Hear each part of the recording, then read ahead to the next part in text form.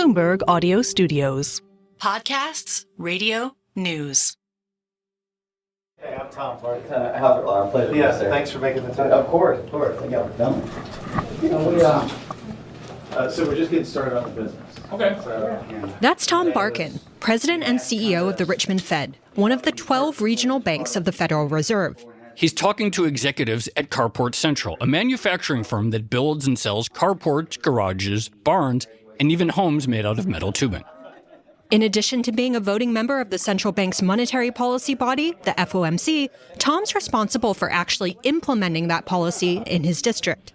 So you're nice to prepare some stuff for world airs. Yeah. He is on one of his regular listening tours, traveling by car around the Richmond Fed area, which covers D.C. and several southeast states, including North Carolina, where we are right now, and Mount Airy, North Carolina, to be exact. Tom's invited us to come along as he learns about the businesses in his district and what they're seeing when it comes to inflation, the labor market, consumer demand, and the general economic outlook. Thank you guys for coming out, first of all. We don't know whatever you guys need from us. We're here to answer the questions and kind of tell you about our industry. So demand, we're interested in labor markets, we're interested in supply chains, we're interested in pricing. Perfect. And to understand all that. You'll get to hear what a Fed president hears as he embarks on one of these research trips. What are the questions he asks to get a better handle on the direction of the economy? And what kind of questions get asked to him? What is it right now that prevents the Fed from lowering interest rates? Well, technically nothing, our next meeting, but practically it's that inflation is too high. We're also going to hear from local businesses themselves and learn about things like carports, thermal underwear, and spinning yarn from plastic bottles. And we'll hear some of the challenges and opportunities facing some of America's small towns. Things like shrinking populations, housing shortages, and the difficulty of finding childcare. This is Odd Lots on the Road.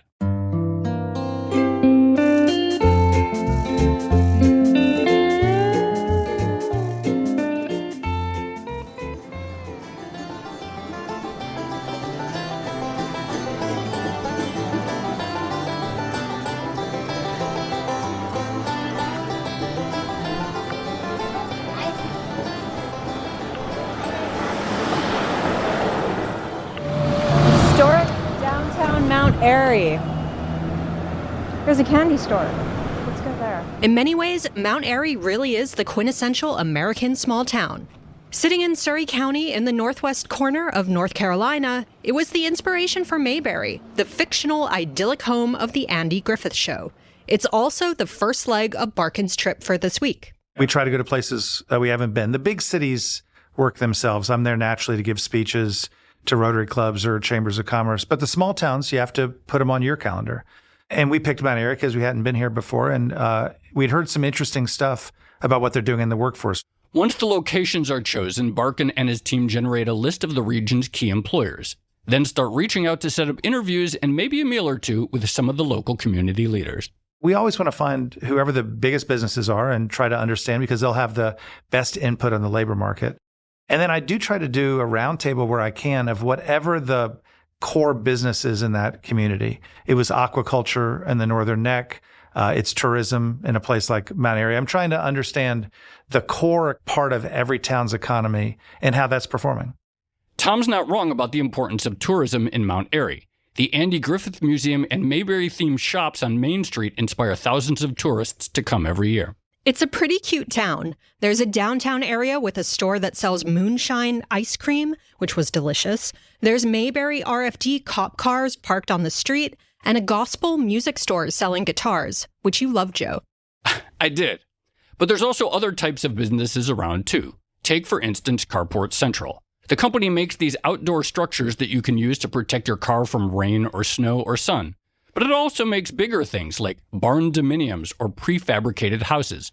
It's actually one of several companies in the immediate area that manufactures these structures, making the rural county a sort of hub for the industry. Albert Lara, the president of Carport Central, explains to Tom why that is. My brother and I have been in this industry over close to 24, 25 years. Mm-hmm. So almost since it first started, back in 99 and 97, actually, 98, 99. The beginnings of this industry, but it kind of grew in this area. So Surry County is pretty much the hometown or home place or the birthplace of this type of structure. Now there's been other structures made out of different, tubing, like round tubes and all that, that's, on the West Coast. But to be square tubing and to go into what we're doing now is different. So it started off, and you probably drove by, even where you live, you see little tops and people park their cars, or you drive by some kind of dealer that sells outdoor equipment or something, you see a little sign that says a price. Well, that's how it pretty much started. And it's an interesting time to be a Fed president talking to businesses about what they're seeing day to day. Across the economy, inflation is still above the central bank's 2% inflation target, but unemployment is still at its lowest level in years. And even though the Fed isn't satisfied with progress on prices, in some respects, the U.S. economy has defied expectations. A lot of people thought things would cool down as the Fed hiked interest rates at the fastest pace in decades. Many thought we'd be in a recession by now. But that hasn't happened. And yet there's still a lot of uncertainty over things like consumer demand and the ultimate impact of tighter monetary policy. And in many ways, the carport business is kind of emblematic of a lot of recent trends in the economy. Sales boomed in the aftermath of the pandemic when everyone was buying cars or adding stuff to their houses. And then there were supply chain issues, and the business has since seen some tailing off in demand. COVID hit, and it was like a boom, because everybody pretty much got, an influx of... And they bought an RV. And they needed this, and people were at home. Well, now I need a place to put my stuff. I'm going to redo my bathroom. I'm going to put all my stuff in this building now, which is great. But again, what happened there, supply chain issues. And so a lot of the material was delayed, and then they came in, and it was a higher price, and it was just a crazy time. But so for Tom, the big questions right now are what Carport Central is seeing in terms of pricing. Because when stuff was booming, carport manufacturers could all raise their prices. But as things normalize, it's becoming a lot more competitive. So on the carport side, does that mean that your pricing is under pressure? Yes. So we have to compete with an inferior product, but the consumer, at a certain point, they don't really take that in consideration. So, you know what, I just want the lowest price product. Yeah, they don't care. Even if we tell them, well, our product is, 30 to 40, 50% stronger than what you're getting. And unfortunately, we have to either match the price or in some cases try to undercut it. But the thing is, we're paying a whole lot more for our materials and of course our designs and everything. They're way above what most people are getting now. To answer your question a little bit, is our pricing, our profits have gone down because of the competitors in the market that are continuously doing things wrong. So they've cheapened the product. So we were making more money pre-COVID, COVID. Now we're the only industry that I know of that the inflation, everybody that went up, we went the other way. We went down. Our pricing went down. Our pricing went down. Well, it's half of the inflation fighting organization. Thank you for that. But our labor is still high. Yeah. And labor costs and availability of workers creates an interesting dynamic in Surry County. North Carolina has seen its population boom in the years since the pandemic. In fact, it's still one of the fastest growing states in America. But that population growth hasn't been spread evenly. In Mount Airy, there are now about 10,700 residents, not much more than the 10,400 people that were recorded here more than a decade ago, back in 2010. That means the area is having to get creative when it comes to the labor market. For instance, there's an apprentice program called Surry Yadkin Works. It's been placing hundreds of local high school students into internships and apprenticeships for things like welding, manufacturing, and teaching, providing future workers for those businesses and giving young residents a reason to stick around. So many of our small towns have a problem with population growth and workforce growth. And this is an effort to try to get local people meaningfully engaged in the workforce in places where there are lots of good jobs. And I think it's a very interesting thing that other communities might want to replicate. And businesses like Carport Central have had to get more creative when it comes to their labor, too. It's not as efficient when you get to a large volume production. You have to have faster equipment, you have to have more automation or more people. One of the two, right? More people, more regular equipment. But for us, we went with a little bit more automation. We still have to have more people, but automation has helped us get to where we're at streamlined.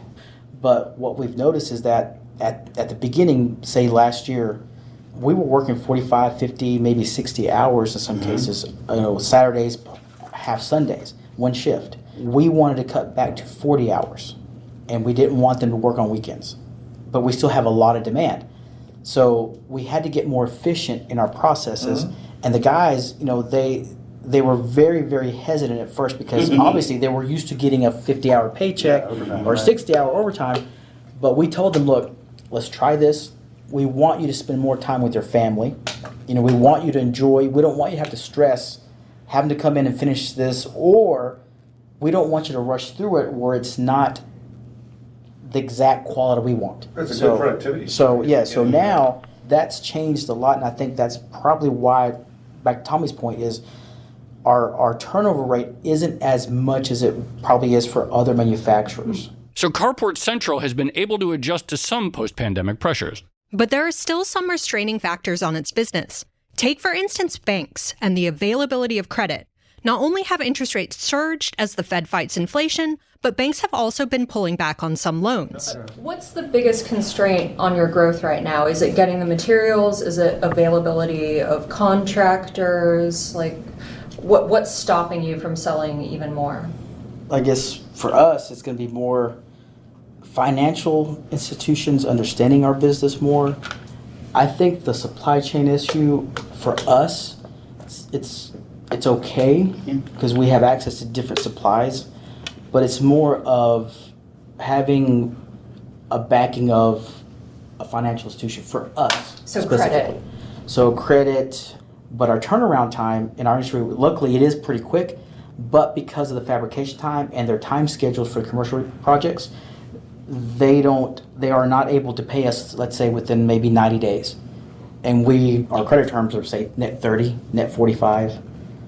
So basically, we have to have a reserve of cash. It'll come in, but it's just a delayed situation. So the growth that we're seeing, we're actually being restrained because of not having access to the capital that we need to actually And what are the banks forward. telling you when you go talk to them and say, I got a business and I got a lot of demand and I just need a little more capital? Well, I think right now it's mostly because of the way the economy's going.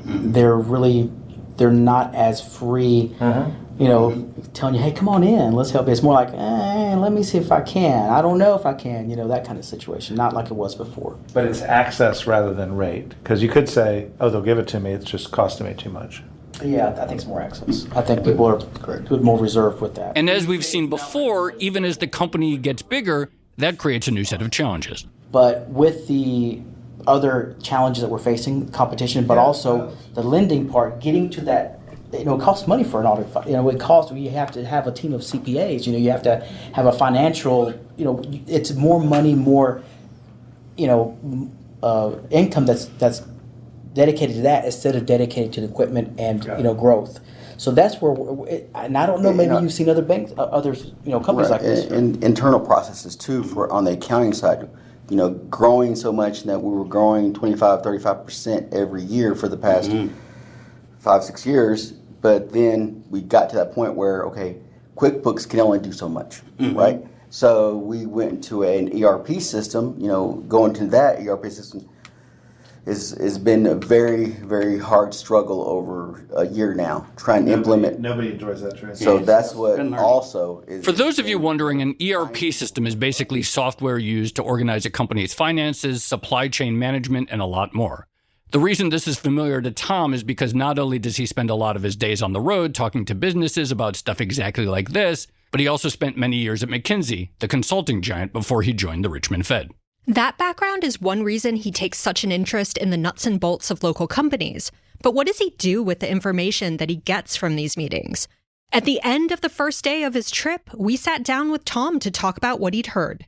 The town's commerce department says we have to compete with other areas in order to attract developers, or you speak to the head of a carport company and they say, well, it's difficult to get financing for what we're building here. Well, sometimes what I learn is confirmatory. Sometimes what I learn is new. We had a dinner where we talked to a bunch of people about the labor market. And what they told me, which was news, was that they're still short workers in teaching, in healthcare, in state and local government. And that's where most of the jobs have been added over the last year. And one of the big questions is that cycle complete or not? They sort of sent the message, it's not yet complete, which is helpful, to know there's still a little bit of juice left in the job market. We had a conversation with a carport manufacturer, and they're feeling significant price pressure. And if you care about inflation, that's good to know. And again, maybe confirmatory that on the good side, there's still price pressure coming. This housing thing is very interesting in terms of shelter costs. Is housing availability getting plentiful enough that you can imagine shelter costs coming down, or is it still tight enough that we have a challenge? And so, I try to bring what I learn in the economy into the room at the FOMC and hopefully am able to build confidence when I do 20 of these conversations, not just one, that I learned something about what's happening to goods inflation and services inflation and shelter inflation, that I know what's happening to the labor market and to wages, and I have a real-time sense of what's happening to demand. So that's what I'm learning. And you will have noted that I asked 30 of those questions today, many of them off cycle. As I meet somebody right before a speech or before a talk, I'll turn to them and ask how their business is doing and try to see what I can learn. For Barkin, the anecdotes he learns from local businesses help to supplement all the official data that the Fed gets constantly. Things like non-farm payrolls, weekly jobless claims, and much more. So it's interesting to ask him if he ever sees or hears things on the ground before they show up in the official data. So you mentioned when we talked about sort of anecdotal learnings or from, the examples you gave were sort of either confirmatory or maybe informed something at the margins like, okay, maybe there's still more juice on the public sector for labor side. How often does it come up where people will start consistently saying something that, oh, this is really not showing up in the data yet, and it's sort of an early signal of something that later on you say, yep, there it is playing out in the numbers? I'd say every quarter there's something like that. So in the fourth quarter last year, in October, you may remember the numbers were really, really frothy. And I wasn't hearing any of that in the market. And I actually came out and said, it's just not consistent with what I'm... The inflation numbers. No, the demand numbers, the consumer spending numbers, the retail sales numbers were very frothy. That's not consistent. I'd say today, we just got a retail sales report recently that was quite strong. And I'm hearing decent consumer spending. I'm not hearing that strong. Maybe I'll be proven wrong by the time this airs, but that's what I'm hearing. So I do hear things that are different. And then I hear some number of things that are in advance. May of 2020 in Bristol, Tennessee opened, Virginia wasn't open. It was right at the end of the first part of COVID. And I talked to a developer who said, oh my God, the malls are packed. And that was before any of us knew that the opening of the economy would lead to that kind of spending. That's a good example. I'll also get a reasonable amount of, I'll call it segment specific information. How are higher income consumers thinking versus lower income consumers? Or what's the job market for professionals versus skilled trades? And so the overall number may be the same, but you'll get some insight into what's really driving it. While Tom is gathering information to supplement his data, the folks he talks to are also learning from him. Something we saw over and over again on our trip to North Carolina is that people are just fascinated by what the Fed actually does and how it works. And at a time when inflation is still running above target and there's still a lot of doubt about the direction of the economy, there are more questions than ever about what the Fed is doing. Obviously, everyone wants to know where interest rates are heading, but they also want to know what other businesses are saying, what the Fed's hearing, and crucially, how the Fed processes all that information. So these trips are not just a chance for business leaders to tell a Fed president what they think. They're also an opportunity to find out what's on his mind and get their own questions answered. More on that in our next segment.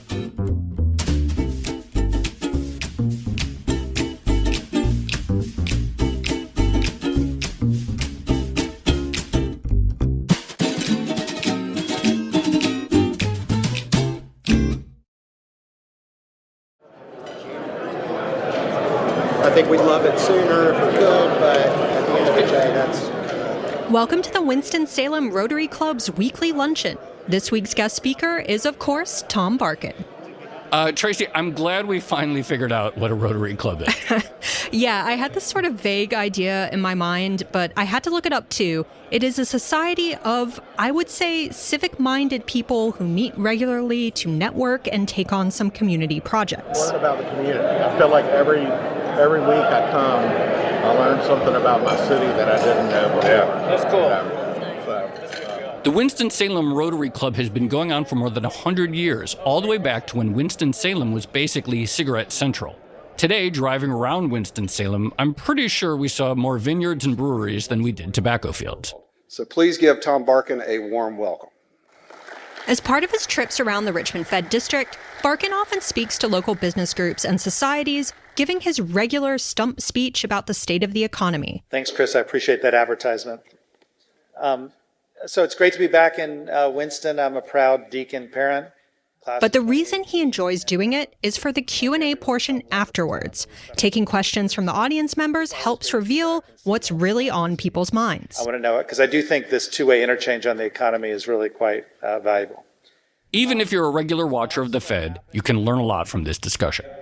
To the extent you can you give us any flavor of what you all discuss in your interest rate meetings? And secondly, do you have any favorite economic benchmarks you find very useful? You know, what I'm mostly interested in is real-time information. You're trying to figure out what's actually happening in the marketplace. So I get credit card spending every week, year over year. And during COVID, I got pretty calibrated on what that means in terms of retail sales. But that's something I look at closely to try to get a sense of demand. Consumer spending, 70% of the economy.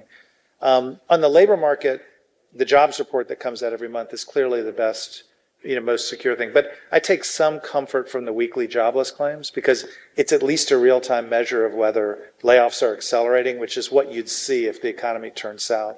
And I think you kind of get the point. I'm trying to figure out, is there any risk of the economy turning? That's really what I focus on.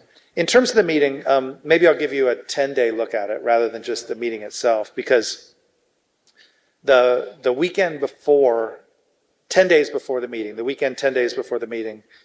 we'll get, the staff does a 200-page vertical text, greatest analysis of the economy you've ever seen. And it'll include domestic and international and financial markets and lending markets and different scenarios for where the economy might go and different monetary policy operations. And so it's a brilliantly done piece of work. Joe, wouldn't it be cool to see that 200-page Fed staff analysis of the economy? Definitely. But I'll settle for the speeches and meetings. At the same time, Jay Powell sends around his first draft of what the statement might be. And so we work all weekend and into the week debating how we want to talk about the economy and whether we like that statement. We'll offer Jay, I'm giving this background so you understand the meaning, offer Jay our perspective on the statements. He always likes mine best. That's not actually true.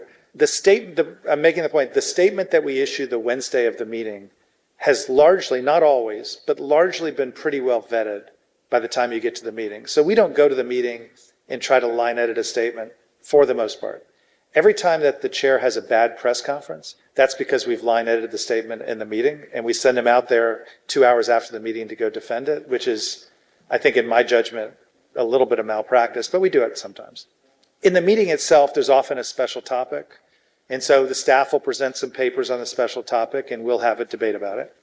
Then we all go around and talk about economic conditions. So I'll say, I've been in the district for the last 7 weeks and here's what I think I've learned and here's what I take solace from in the recent data and here's what I think are some interesting conclusions you might not have otherwise thought about. Then we all talk about the statement. Pretty productive meeting. It's a reasonably formal meeting. It's not really flippant. There's not tons of humor in there. It's a pretty serious meeting, but it's also every word is transcripted. So if you're having trouble sleeping, you can go get them from 5 years ago and read through what I said.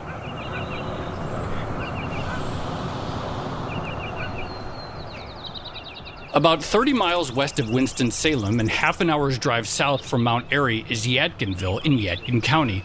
Population 37,700. And for the better part of the past decade, that population has been shrinking.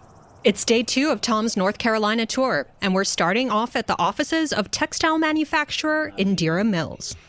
It's worth a real good look. Well, one of the ways we pick where we visit is when you hear there's something interesting going on. And we talked to the Surrey Yadkin Works yesterday up in Surrey County. Yeah. And then we thought that would be interesting today. And then we try to find the big employers in a market. Well, we're not a big employer, but we're pretty unique. We've got a good story to tell. That's John Willingham, the 4th-generation owner of Indira Mills in Yadkinville. His company can trace its history back over 100 years, all the way back to Colonel Francis Henry Fries, who was the first president of Wachovia Loan and Trust, which eventually grew to be one of the biggest banks in the U.S. before being bought by Wells Fargo in 2008. In addition to banking, the Colonel started a bunch of textile businesses in the early 1900s. That's right, because North Carolina used to be a global player in textiles. There were mills in almost every single one of the state's counties as recently as the 1990s. And just 30 years ago, those mills were employing some 280,000 workers. But that started to change as global competition heated up and companies moved production outside of the U.S. Today, there's just an estimated 39,000 textile workers in the state. We migrated up here in 1998. Okay. We were in 100-year-old facilities in Winston-Salem, and this was a good community. We already had satellite plants up here, so we came to Yadkinville, and then we got on board with NAFTA and moved our manufacturing, a lot of our labor work, to Mexico. And is that how you managed to survive the whole trauma that happened around here? That's exactly right. So what we kept here in Yadkinville is back office functions, design work, and distribution. So all of our labor assembly work is in Mexico. We have plants in Monterrey, Mexico. So Yadkinville was a big mill town once upon a time, but like lots of places in America, this particular type of manufacturing just got hollowed out. Indira survived in part by outsourcing its production. They also started specializing in thermal underwear. And Tracy, I just have to say, I love thermals. Anyway, today you can buy Indira's thermals at places like Tractor Supply and Dick's Sporting Goods. Yeah, we realized that to survive, we needed a niche. We needed something that we could control. And that was a very small market and not a very interesting one for a lot of larger players like Hanes or Gildan or Brew the Loom. So we picked thermal underwear, and we became sort of the go-to people in thermal underwear. It's a highly seasonal business. It requires a lot of working capital because we build inventory all year, and that keeps people out of it.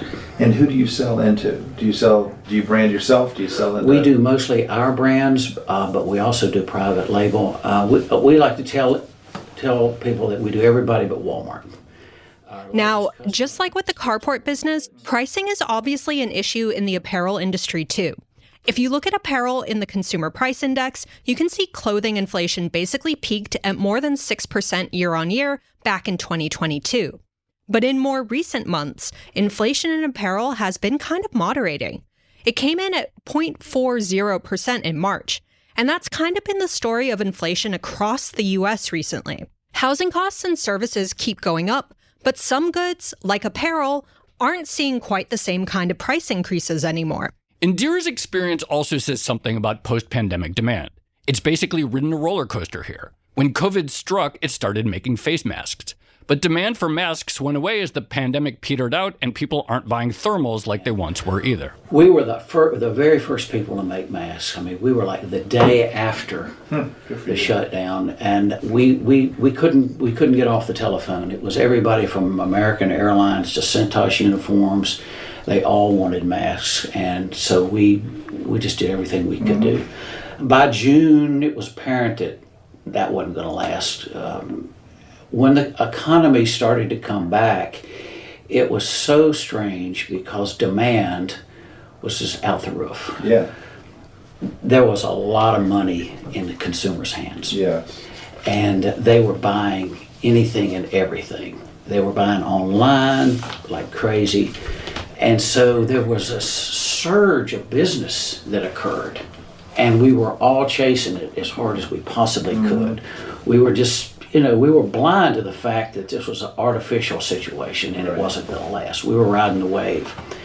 And then it caught up with itself, and there was literally a crash. Obviously, inflation had gone crazy. So now we're in late 21, early 22. Exactly. And demand just fell off. Our largest customer at that time, Amazon, just shut the books. They were so overstocked.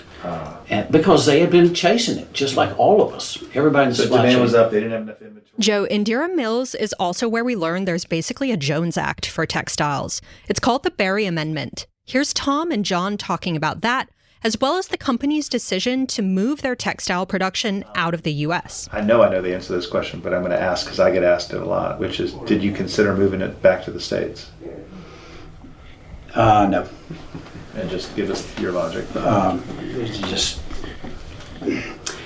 the skill level is just not here anymore. When we closed out sewing here in 1994 when NAFTA, I believe it was 94 when NAFTA came in, we had 300 people here in Yadkinville sewing, and they were gone instantly. They found other jobs. To bring that labor force back and to train it and to pay not just the base but all the fringes and all the ancillary costs that go with it, we would not be competitive. I hate to say it. Now, you're familiar with the Berry Act, which is products that have to be made in the U.S. because of government requirements, whether it's military or that sort of thing. There are manufacturers of our type of product on a small scale here because of the Berry Act. They make flags or they make uniforms. Exactly. Military on and lots of military. We chose not to get into that, but we would not be able to bring our company, the labor part of our company, back to the States. It's unfortunate. I mean, it broke our hearts when we had to move, but we either moved or went out of business. We had moved. You saw what happened. Everybody didn't. But even after outsourcing production in Mexico, a company like Indira isn't sitting still, and they're currently shifting manufacturing again. We're leaving Mexico. To go where? El Salvador. Oh, that's interesting. Yeah. You're sort of, a lot of companies are just now moving into Mexico. Well, China is. Yeah. Mexico, we were in Mexico 25 years. Yeah. In Monterrey, Mexico. I don't know if you've ever been there. I have. It's quite a city. Yeah. You could be dropped in there and you would think you were in Atlanta or somewhere. But we've seen it grow up in 25 years from carts and buggy, horse and buggy, to modern highways and everything. Inflation is pretty serious there. Of course, everything is unionized there, so you're dealing with an element that we don't have to focus on. Now we have maquiladores, so we just contract for labor. We don't own the labor. We don't pay directly. But inflation is pretty tough there, and they've essentially priced us out. So Indira's been able to survive in the mill business, in part by adapting to these new challenges. But there are still some complications that come from being based in a small town. Housing shortage here is dramatic, and it hurts. It hurts the manufacturers here, and it hurts the economy. Small town America is a special place to live, and I consider Yadkinville a small town. I mean, the values are so great, the work ethic, just knowing everybody in town, first name basis, fewer fears of certain things. So it's a cool place to live, small town. But you got to be successful as a small town. You need good progressive government, and you need a base of businesses. A few large businesses, a lot of small, medium-sized businesses. You need culture. You need the elements that make life enjoyable.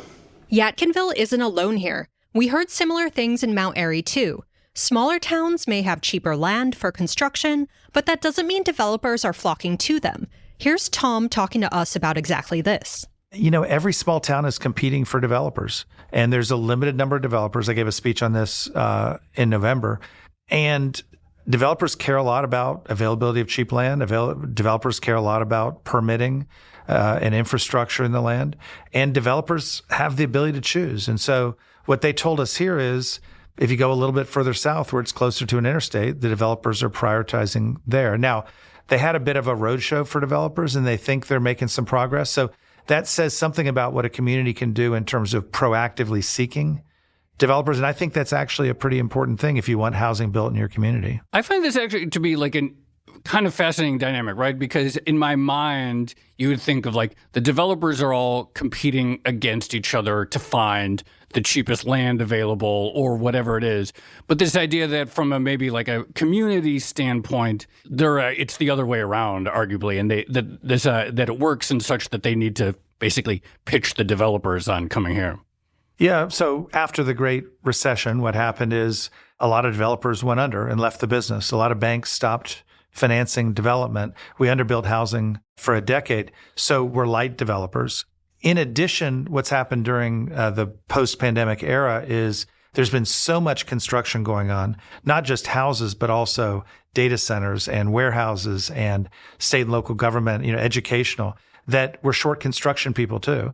And so, if you took the entire economy, you'd say we're actually really short construction capacity. And that's what leads to it. It's an adjustment issue. It doesn't mean it's a permanent problem, but it is right now an adjustment issue. And if you're short housing in your community, you really need that housing to get launched today.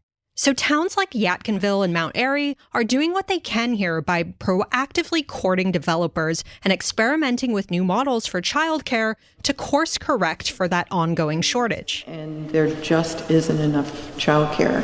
When we did the study in 2021, Yadkin County was the third worst in the state for the number of children, according to a Think Babies report, for the number of infants and toddlers per slot. We're about 19 to 1 slot. Why is that? There has been a huge reduction in the number of child care providers. It's like 82% have reduced within the last 12 years. So it's been shrinking, partially because it is difficult to maintain a license to get the star rating. Star rating is like a quality rating. And here, for private providers, we don't, other than one family home in the western part of the county, there are no 4 or 5 star rated childcare providers. That's Sandy Scanelli of the Shallow Ford Foundation. She's spearheading a new type of childcare model that would see providers pool and share resources like buildings, playgrounds, and operations to help lower their costs. Tom met with her as part of his tour of the county. So typically speaking, a childcare provider would have to do the legwork of like finding the location and furnishing it and building it out itself. Yes, and so to the meet main licensing requirements. Right, and so the main thing that this solves, it sounds like, is just like they just have to rent this. They can focus on what they do, taking care of children, right, without having to worry about all these other ancillary things to get the physical.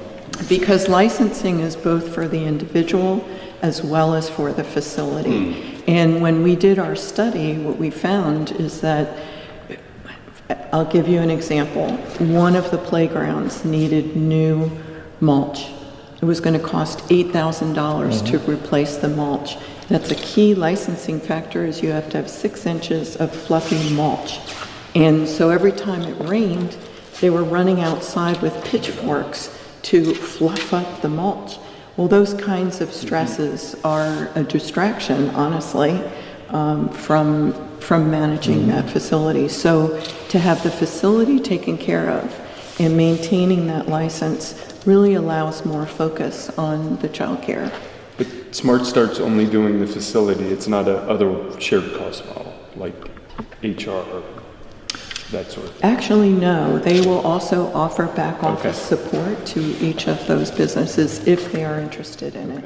Part of the So the hope is that if some of the back end can be centralized, then the actual child care providers can focus on what they do best, providing child care and reversing the decline in total capacity.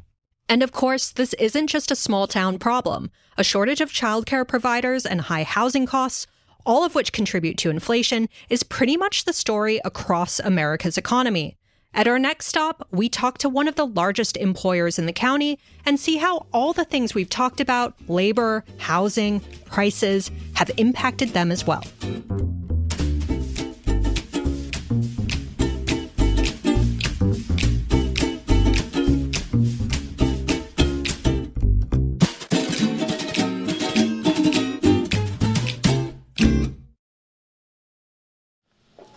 How you doing? Hi. Hi. Thank you very much.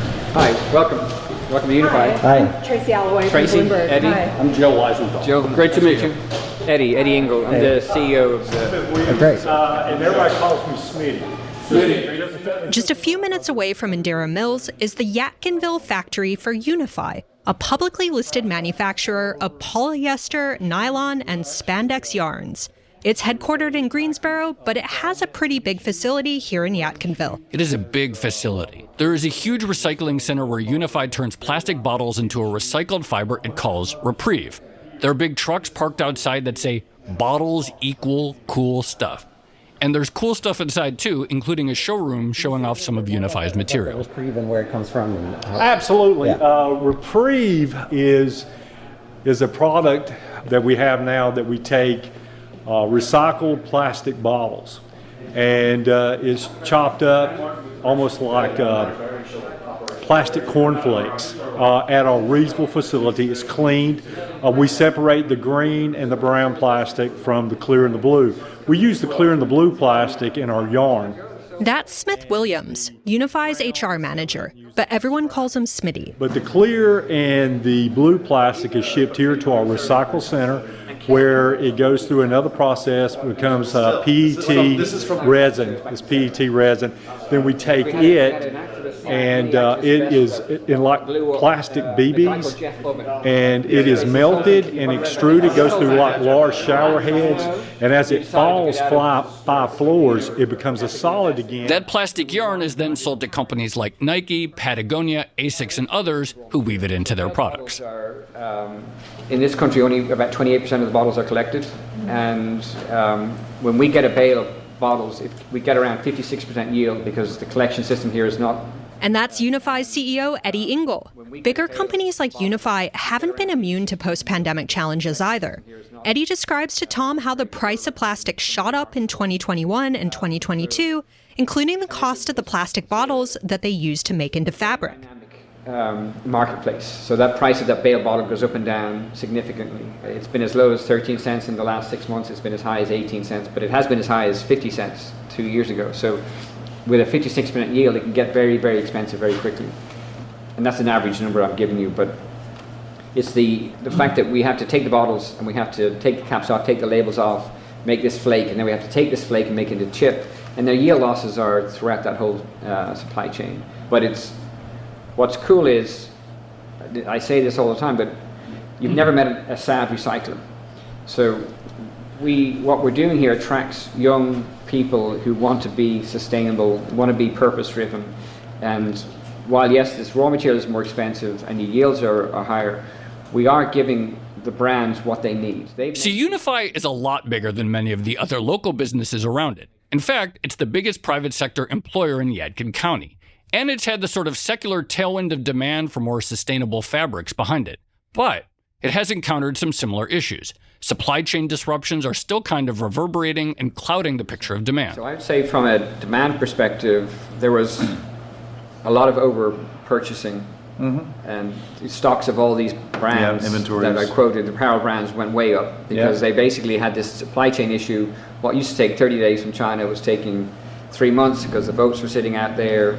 But everybody started ordering then, not just from China, from Vietnam, from India, so they had not just long supply chains, they over-ordered to compensate. And then suddenly 18 months ago, 19, 20 months ago, things started freeing up.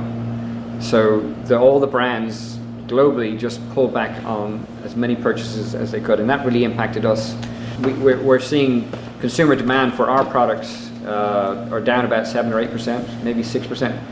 So with the destocking, and not only did destocking happen, but they said, oh, I don't want to spend any of my cash on inventory. So they're actually tightening up the supply chain too. So they're going further, taking more risk than they normally would. But I will say, starting really beginning of this year, most of the inventory seem to be cleared out. So we are seeing business come back slowly. Consumers are still constrained a little bit as far as what we're reading. You know this better than I do, but you know that when COVID happened, everybody jumped to a casual, and now they're coming back to wearing a bit more formal. Oh, I got to go to the office. I'm not going to the office. I got to go to the office. So if I had thought about it, I'd have worn a fleece today. Sorry. And of course, hovering over this entire conversation, there is still the question of price. But you know, in my day job, I'm worried about inflation. I think what I take from what you just said is, you know, over the last couple of years, we have not been your problem. You know, our prices have been headed down, not up. I mean, I think, you know, one person's opinion to somebody who's very knowledgeable about this. So I think labor always goes up no matter what. Yes. But if you think about it, energy in North Carolina was very, very stable for a long time. But as energy companies like Duke have invested in renewables, they've been able to pass that cost on, as they should or shouldn't, I don't know, but they pass that cost on. So our energy costs have gone up, not just because crude's gone up, but because of the investment in renewables. So we are a very, very energy intensive company. We use a lot of energy here. We're involved in trying to negotiate that with the group. So that took your costs up. That took costs up. Packaging. Labor's taking your costs up. Packaging's taking. Yes. So you're saying prices have actually gone up? Yes. But when 2021-22 happened, we had cost escalations because of bale bottle prices going out the roof. And you had to pass and we had record, it was record, petrochemical prices went up to a record. If you remember, crude was at 122, 123, maybe 130 a spike for a day. But so all of that got passed on. Yeah, otherwise you wouldn't be here. And then, but as it crashed, and because demand slowed down, there was pressure to drop pricing. So I think we're in this weird spot where everybody knows prices have to go up, and it's just a matter of slowly doing that in a scientific way. And again, where is the value we're bringing? How do we capture that? How do we price that? It is very challenging, I have to say, from a pricing point of view. This is another theme that comes up regularly in Tom's meetings. Big and small companies seem to have experienced a lot of the economy of recent years in very different ways. We asked Tom about this. Do you notice a big difference between what larger companies are saying versus smaller companies? I do. Smaller companies are still struggling to fill workforce jobs. They're still struggling to fill jobs. And that's in part because there was more capacity to raise wages in the larger companies than there were in the smaller companies. So and we were with one earlier today, but when you go to a smaller company, you do hear that kind of constraint being much bigger. During the supply chain shortage era, you absolutely heard that the big companies had a lot more benefit than the smaller companies. And I think when it came to the margin recapture cycle, the big companies have led the way on that. And a lot of small companies are still saying that they're working to recapture margins. Being able to compete on wages isn't the only edge that larger companies have in the current environment. Many of them have also been able to refinance their debt. Contrast that with the smaller company Carport Central, which told Tom that bank lending is becoming a constraint on its business. That might be one reason, according to Tom, that economic growth has so far defied the gravity of higher interest rates. They just haven't flowed through to some parts of the economy just yet. Well, so the data that I keep coming back to is interest payments as a percent of either personal disposable income or corporate revenue. And those numbers have only now finally gotten back to 2019 levels. And that's because a lot of individuals paid down their credit cards and refinanced their mortgages. And a lot of companies paid down their debt and refinanced their debt. And so the in aggregate impact of having the Fed funds rate at 5 1/3 versus, where it was basically at 0 hasn't really flown through to the aggregate economy.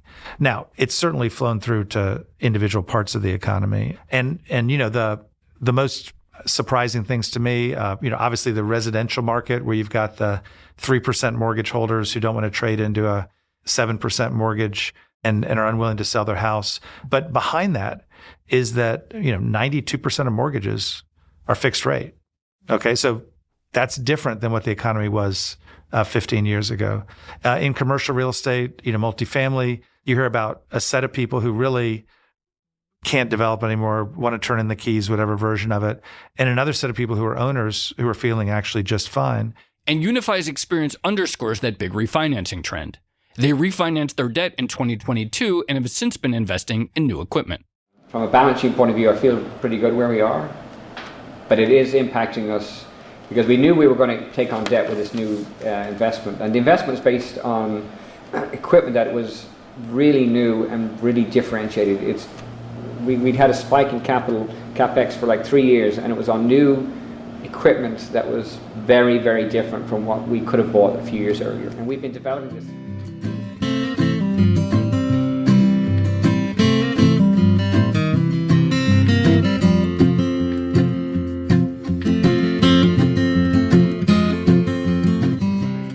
Well, you guys are great to make the time. We really appreciate it.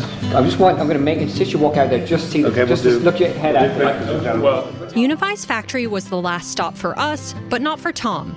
As we made our way to the airport, he was already back in the car and on his way to Greensboro for the next leg of his listening tour.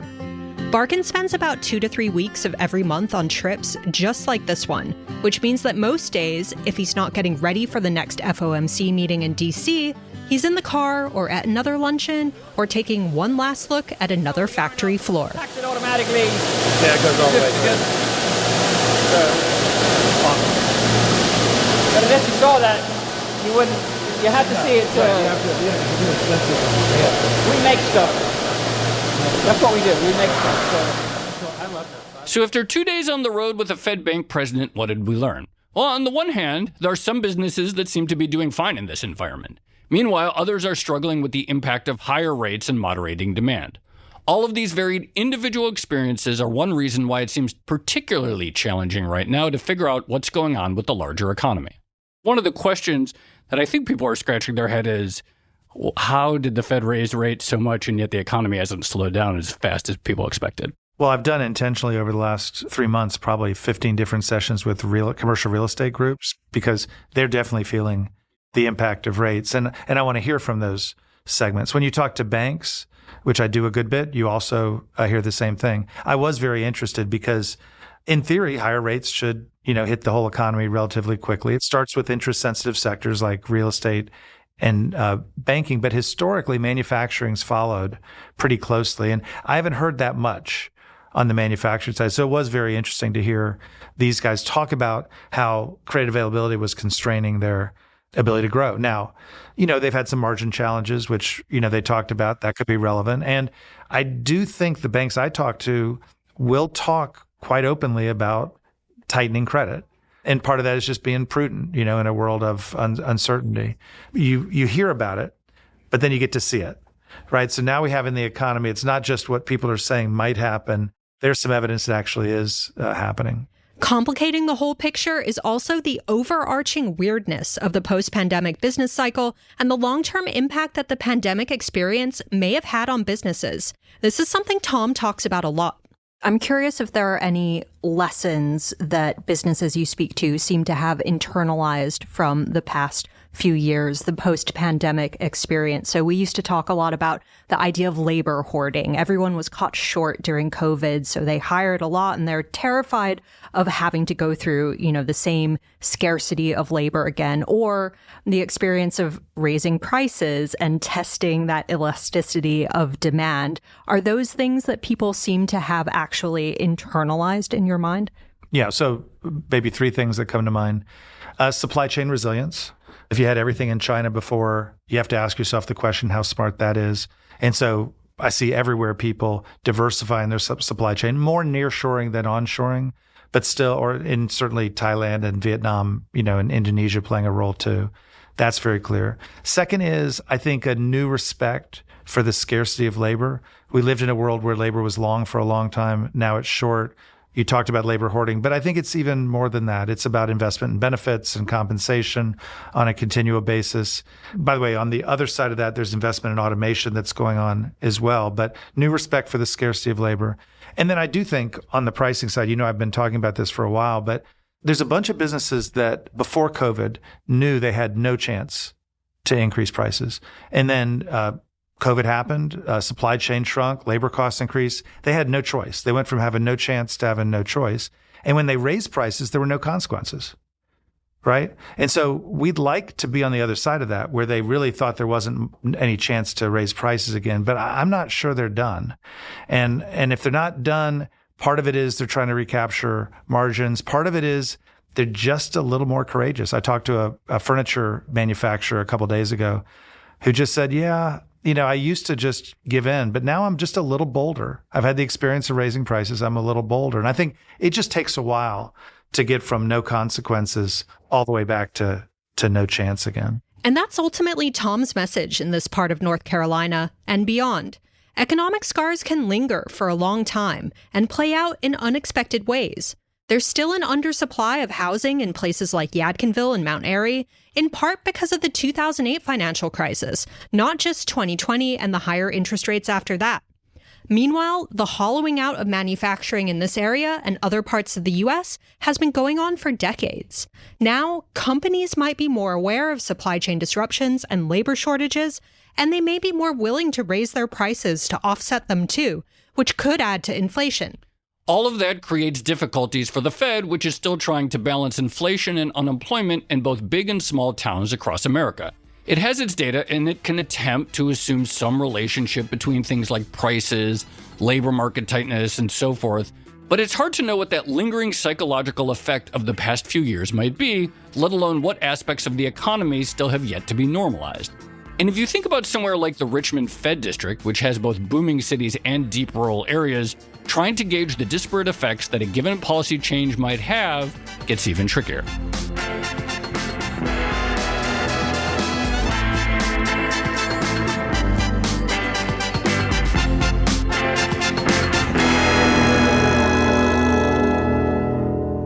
So, Tracy, after seeing all that, I'm not sure how good we would be at the rate-setting part of the job of being a Fed president. That seems pretty tough. But I actually think we'd be pretty good at the asking questions of businesses part. Yeah, I would not want to be voting on policy moves, but I did like how odd-lotsy, let's say, a lot of Tom's questions actually seem to be. I feel like we could do that. Shall we leave it there? Let's leave it there. This has been another episode of the Odd Lots podcast. You can follow me at Tracy Alloway. And I'm Joe Weisenthal. You can follow me at The Stalwart. Thank you to Tom Barkin and the Richmond Fed's Jim Strader and Maya Cotello for their help in putting together this episode. You can follow them at Richmond Fed. Follow our producers, Carmen Rodriguez at Carmen Armin, Dashiell Bennett at Dashbot, and Cale Brooks at Cale Brooks. And thank you to our sound engineer, Blake Maples. And a special thank you to all the businesses who participated and let us listen in on their conversations with Tom Barkin and let us join their meetings and even ask our own questions. If you enjoyed this episode, if you like it when Joe and I go on the road, then please leave us a positive review on your favorite podcast platform. Thanks for listening.